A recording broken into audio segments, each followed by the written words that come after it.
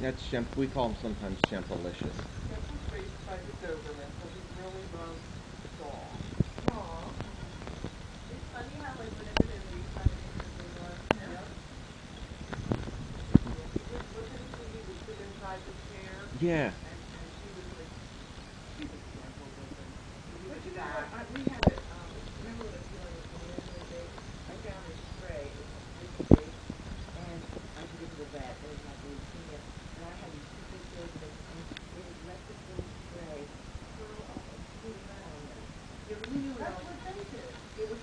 we knew it only had the kitten for, Yeah. who knows, but the thing never gained any weight, never, at the end, dropped her feet in, and James was fine to go to the vet, and he said, I'm not gonna go, he just wasn't, you know, happy.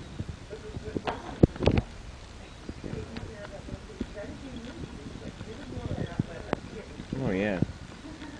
Yeah, it doesn't. They're a nice breed. Yeah, they're so sweet. Yeah, we were My really lady good dog, dogs. you remember my lady Mm-hmm. dog? Mm. She got cancer when she was 8.